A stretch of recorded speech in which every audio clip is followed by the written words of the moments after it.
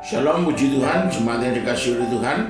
Kita bersyukur hari ini kita boleh kembali berada di dalam kesempatan untuk kita mengikuti ibadah online. Dan saya percaya kesempatan yang Tuhan berikan bagi kita ini, biarlah kita manfaatkan sebaik-baiknya. Karena saya tahu Tuhan sedang menyediakan berkat untuk kita semua. Ya, mengucap syukur kepada Tuhan untuk kesehatan dan kekuatan yang masih Tuhan berikan bagi kita. Dan biarlah ini boleh menjadi keyakinan kita terus dan doa kita terus ke depannya. Tuhan akan memberikan kita kekuatan dan kesehatan untuk seterusnya. Puji Tuhan, saudara, kita akan menikmati pemberitaan firman Tuhan yang saya ambil tema pada pagi hari ini, arti sesungguhnya dari kasih. Ya, saudara-saudara, sebagian orang saya percaya mengerti dan mengetahui bahwa kekristenan itu adalah soal kasih. Ya, berbicara tentang kasih, ajaran Kristen yang paling utama itu adalah kasih. Puji Tuhan. Nah, saya sendiri juga sangat setuju, saudara. Dalam kekristenan yang paling sering diajarkan dan ditekankan itu adalah soal kasih. Ya, bagi saya secara pribadi, orang tidak bisa hidup tanpa kasih. Amin. Ya.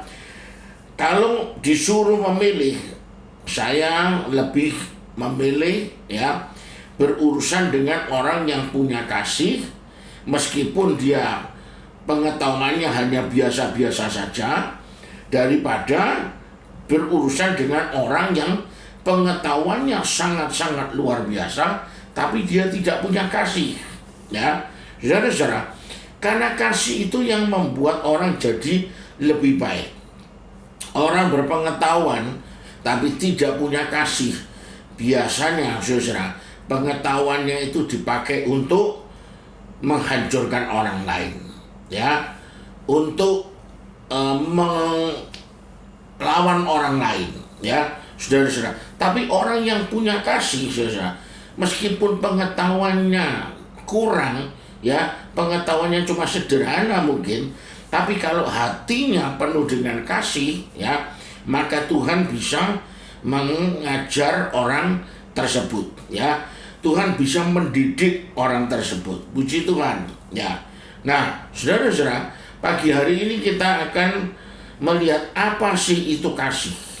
Ya, kita kembali ke basic kekristenan kita. Apa sih kasih itu? Ya, mungkin saudara pernah mendengar ada kasih agape, ada kasih filia, kasih eros, dan lainnya. Ya, saudara juga pasti pernah mendengar istilah, ya, atau firman Tuhan yang mengatakan kasihilah musuhmu, kasihilah Tuhan dengan segenap hatimu, ya, kasihlah suamimu, kasihlah istrimu dengan sepenuh hati, dan lain-lain. Ya, semua itu baik, saudara. Tapi apakah itu makna yang sejati dari kasih? Nah, mari kita melihat kembali kepada firman Tuhan. Ya, di dalam 1 Yohanes 4 ayat 7 sampai 8. 1 Yohanes 4 ayat 7 sampai 8. Demikian bunyi firman Tuhan. Saudara-saudaraku yang kekasih, marilah kita saling mengasihi, sebab kasih itu berasal dari Allah. Dan setiap orang yang mengasihi lahir dari Allah dan mengenal Allah. Barang siapa tidak mengasihi, ia tidak mengenal Allah, sebab Allah adalah kasih. Ketika saudara membaca Alkitab, saya sarankan saudara membacanya dengan perlahan-lahan, ya, dengan penuh perhatian, supaya kita mengerti poin atau makna apa yang dimaksud dari ayat yang kita baca. Ya, kita tadi membaca bahwa kasih itu berasal dari Allah. Ya, kasih itu berasal dari Allah. Coba saudara berpikir, kalau kasih itu berasal dari Allah, ya, dan ada orang yang tidak mengenal Allah, apakah dia bisa mengasihi? Ya, apakah bisa dia mengasihi? Saya percaya tidak bisa, tidak mungkin, ya. Karena kalau dia mengasihi tapi dia tidak mengenal Tuhan, ya, itu bukan kasih sejati. Ya, mengasihi tapi tidak kenal Tuhan itu bukan kasih yang sejati. Karena kasih sejati itu munculnya dari mengenal Allah. Ya.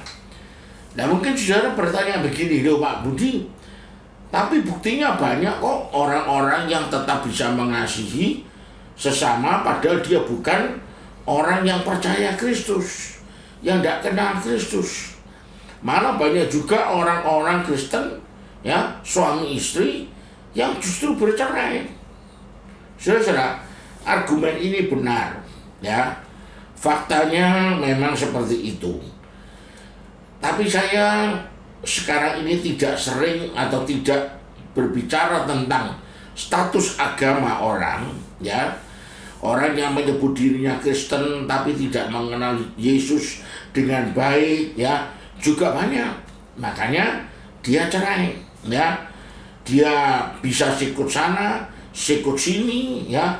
Dia bisa main kotor di dalam dunia usaha, ya. Dia bisa tusuk sana, dia bisa tusuk sini, dia bisa melawan dari belakang, jadi musuh dalam selimut, bisa, saudara. Karena apa? Karena kurang mengenal siapa Tuhan Yesus, ya. Dan justru orang-orang seperti ini yang perlu kita doakan, saudara. Amin, ya. Nah, saya khotbahkan hari ini bukan soal kasih saja, ya. Tapi saya khotbahkan hari ini itu adalah kasih yang sejati. Orang di luar sana banyak yang mengajarkan tentang kasih, tapi kasih dunia itu terbatas, saudara-saudara, ya. Kasih dunia itu terbatas. Saudara ditipu orang, mana bisa saudara mengasihi orang tersebut, ya. Kalau pakai kasih duniawi, ya pasti tidak bisa. Saudara akan gagal. Saudara hidup suami istri, ya toh, pasti ada ribut, pasti ada salah paham, ya, pasti ada kepahitan. Tapi kalau pakai kasih sejati, ya saudara akan bertahan. Tapi kalau pakai kasih duniawi, saudara akan bercerai. Nah, saudara, lalu kasih sejati itu seperti apa, saudara?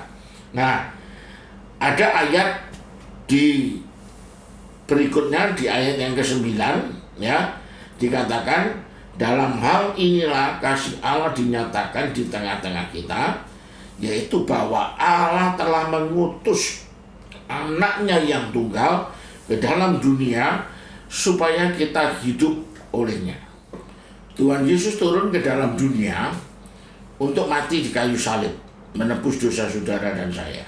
Ya, dia rela dirinya dicambuk, disiksa, dianiaya. Itu loh saudara-saudara, kasih yang sejati. Bahkan dia mau mati untuk kita. Ini kasih yang betul-betul sejati. Ya, dan Tuhan mau saudara, kita anak-anaknya juga hidup dengan kasih yang sejati, yaitu saling mengasihi satu dengan yang lain. Ya, kita tidak perlu memandang warna kulit, suku apa, ya toh, agama apa, ya, jabatan apa. Yang penting kita mengasihi, ya.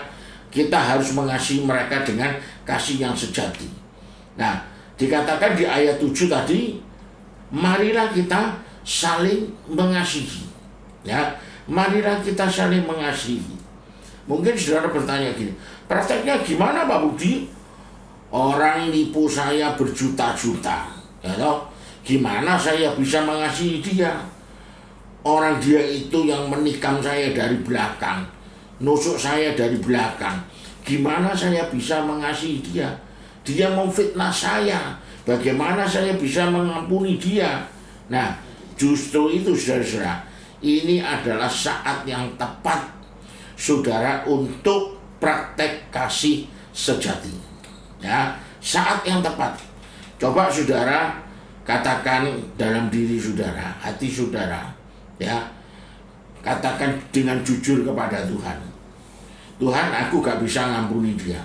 Susah, sulit Tuhan. Aku gak bisa mengasihi dia Tuhan. Susah, ya. Apalagi dia begitu jahat terhadap aku. Tapi aku tahu Tuhan, aku ini juga orang yang banyak salah. Aku ini orang yang berdosa. Aku juga bukan manusia yang sempurna. Tapi Tuhan mau mati buat aku. Ya, aku percaya juga Tuhan mati buat orang itu. Ya, saudara-saudara, Engkau menderita buat aku Tuhan. Aku percaya Engkau juga menderita buat orang itu. Engkau sangat mengasihi aku Tuhan. Aku juga percaya Engkau mengasihi dia. Meskipun aku gak layak Tuhan untuk dikasihi. Terima kasih Tuhan. Dah, doa gitu saja saudara. Jadi begitu ada pikiran-pikiran gak enak, ya, kepahitan mulai datang dalam hati saudara, langsung saudara lawan dengan kasih karunia Tuhan. Langsung saudara lawan dengan pengorbanan Tuhan untuk saudara. Saya percaya pelan-pelan saudara pasti bisa mengampuni orang tersebut. Ya, beneran saudara, beneran. Saudara boleh coba itu. Saudara bisa pelan-pelan mengampuni orang tersebut. Bahkan saya mau katakan, saudara bisa timbul rasa kasihan terhadap orang tersebut. Saudara akan berpikir, ya, kasihan orang itu, ya. Dia tidak punya pekerjaan yang lain selain dia menipu orang lain. Ya, kasihan orang itu punya hobi cuma memfitnah orang. Ya, nah, saudara-saudara, malah saudara bisa seperti begitu, punya timbul keinginan mengasihi dia. Semuanya diawali dari apa, saudara? Dengan mengenal dan mengerti kasih karunia Tuhan. Ya, amin. Kita lanjutkan ke ayat berikutnya, saudara. Inilah kasih itu. Bukan kita yang telah mengasihi Allah, tetapi Allah yang telah mengasihi kita dan yang telah mengutus anaknya sebagai pendamaian bagi dosa-dosa kita. Nah, ini loh saudara-saudara, banyak orang, ya, dan banyak pengajaran juga di kekristenan, fokusnya itu hanya kamu harus mengasihi Tuhan, kamu harus cinta Tuhan, harus cinta sesama, harus cinta ini, cinta itu, dan lain-lain. Ya, saudara-saudara, saya setuju saudara, dan saya juga tidak menyalahkan. Tapi seharusnya, ya, penekanannya bukan di sana. Karena sesuai dengan ayat tadi, kasih itu bukan kita terhadap Tuhan, ya, tapi Tuhan terhadap kita. Amin, saudara. Karena kalau ukurannya kasih manusia, ya, kita ini loh saudara-saudara terbatas dalam segala hal. Kasih kita itu loh masih daging, ya, saudara. Contohnya saja, saya yakin saudara pastilah ada yang namanya kenalan, sahabat, ya, kerabat saudara yang bercerai. Ya, alasan yang paling umum orang itu bercerai adalah gak cocok. Ya, saya tidak cocok sama dia, tidak cocok sama pasangan kita. Kenapa kok gak cocok, saudara? Ya, karena kurangnya penerimaan. Yang satu tidak bisa menerima kekurangan yang satu, satunya lagi tidak bisa menerima kekurangannya yang lain. Saudara, suami istri tidak bisa saling menerima kekurangan pasangannya masing-masing. Padahal saudara, mau siapapun kita, ya, menikah dengan siapapun kita, gak akan ada yang cocok 100%. Ya, akhirnya clash, bercerai. Apakah perceraian itu rencana Tuhan? Saya yakin tidak. Ya, jelas itu bukan rencana Tuhan. Tapi saya bukan mau bahas itu, saudara. Ya, saya lebih mau bahas bagaimana cara untuk menerapkan kasih sejati dalam rumah tangga kita masing-masing. Ya, rumah tangga saudara dan rumah tangga saya. Ketika suami istri itu clash, ya, gak cocok, saya katakan itu wajar, ya. itu manusiawi. Dalam sebuah rumah tangga beda pendapat itu pasti oke, enggak masalah ya. Nah, beda prinsip itu oke ya, wajar saudara. Tapi yang jadi persoalan itu kalau itu diteruskan tanpa adanya toleransi dan diskusi, nah, saudara, itu yang paling bahaya. Dan yang paling penting harus punya hati yang lapang untuk bisa menerima kekurangan, kesalahan pasangan kita masing-masing. Ya, harus bisa menerima, baik itu kesalahan suami kita ataupun istri kita. Wah, nggak bisa Pak Budi, saya nggak bisa menerima kesalahan pasangan saya karena pasangan saya itu sudah kebablasan, ya, sudah wah, nggak tahu aturan, ya. Saudara-saudara, sebenarnya caranya itu juga sama seperti tadi, saudara. Lihat salib Tuhan, ingat pengorbanan Kristus, ya. Dia berkorban untuk saudara, dia berkorban untuk saya, dia juga berkorban untuk pasangan saudara. Doakan pasangan saudara, ya.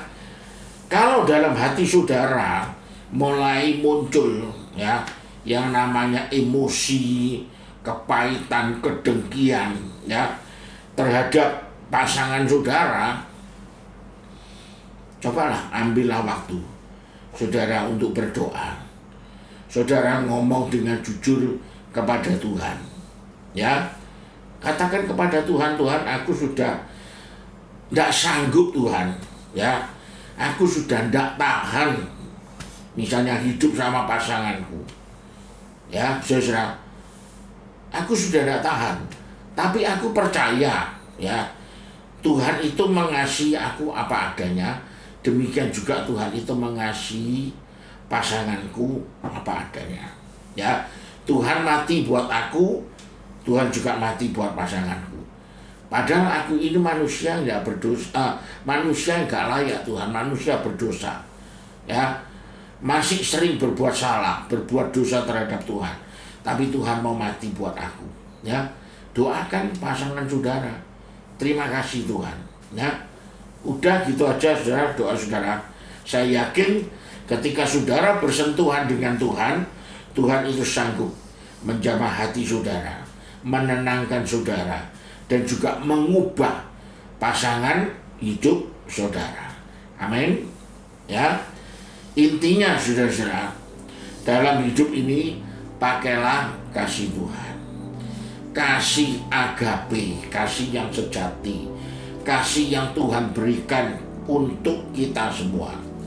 Kalau kita mengandalkan kasih kita, sekali lagi kasih manusia itu terbatas. Dalam ayat 11 tadi dikatakan, saudara-saudaraku yang kekasih, jikalau Allah sedemikian mengasihi kita, maka haruslah kita juga saling mengasihi.